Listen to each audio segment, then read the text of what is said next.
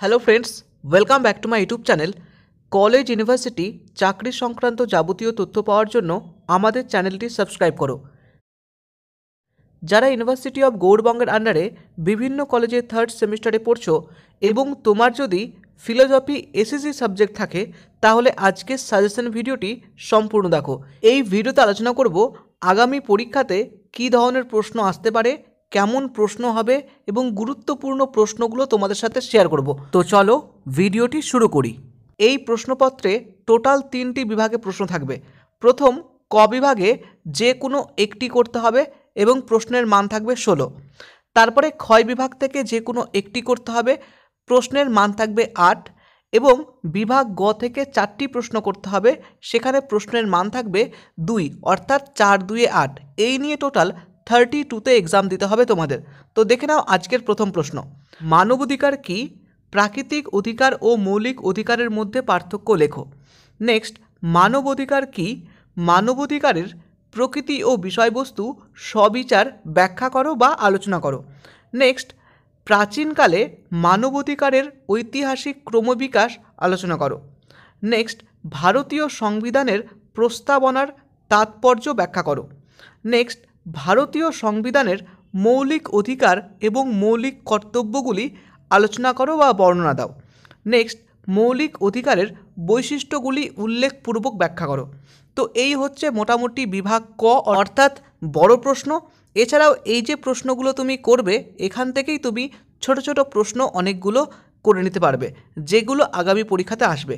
যেমন বিভাগ খ থেকে যে ধরনের প্রশ্ন আসবে সেগুলি হলো, ভারতীয় সংবিধানের প্রস্তাবনার স্বরূপ বা বৈশিষ্ট্য কী? মৌলিক অধিকার ও মৌলিক কর্তব্যের মধ্যে সম্পর্ক লেখো। নেক্সট, মানবাধিকারের ঐতিহাসিক প্রেক্ষাপট আলোচনা করো। নেক্সট, বিশ্বজনীন মানবাধিকার সম্পর্কিত ঘোষণাটির ধারণাটি ব্যাখ্যা করো। নেক্সট, মৌলিক অধিকার ও মৌলিক কর্তব্যের মধ্যে পার্থক্য নির্দেশ করো। নেক্সট, ধর্মীয় স্বাধীনতার অধিকার কী? এই সম্পর্কে একটি সংক্ষিপ্ত টিকা লেখো। তো এই হচ্ছে বিভাগ ক্ষয়ের কিছু প্রশ্ন, অর্থাৎ 8 নম্বরের প্রশ্ন।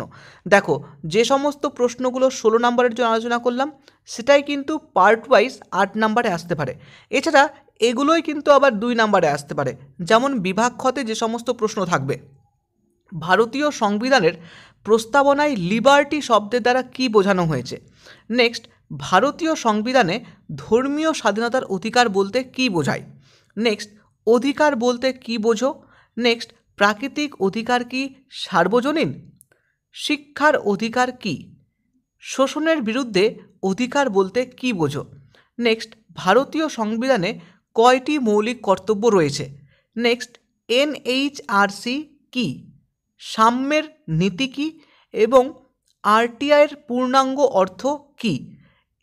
লাস্ট, ন্যায় বিচার বলতে কী বোঝো।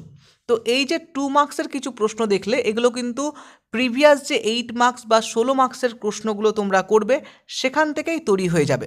তো এই হচ্ছে মোটামুটি তোমাদের ফিলোসফি এসএসসি সাবজেক্টের প্রশ্নপত্র বা ইম্পর্টেন্ট প্রশ্ন, যেগুলো তোমাদের সাথে শেয়ার করলাম। আশা করি তোমরা তোমাদের প্রিপারেশনটাকে ভালো করে নিয়েছো। পরীক্ষার আগে এই প্রশ্নগুলো একবার দেখে নিও বা ঝালাই করে নিও, আগামী পরীক্ষাতে তোমাকে ভীষণভাবে সহযোগিতা করবে। তো আশা করি আজকের ভিডিওটি তোমাকে সহযোগিতা করেছে। একই রকমভাবে তুমি বন্ধুর সাথে শেয়ার করে সকলের সহযোগিতা করো। দেখা হচ্ছে নেক্সট ভিডিওতে। Thank you.